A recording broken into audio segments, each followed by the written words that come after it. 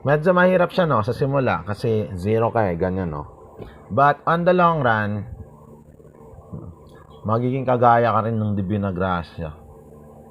Yung Divina Gracia dati tinatawanan sila, wala silang bahay. Oh. Ang tumatawa yung nakatira sa conjugal namin, Salvahis, na tinirahan niya ngayon.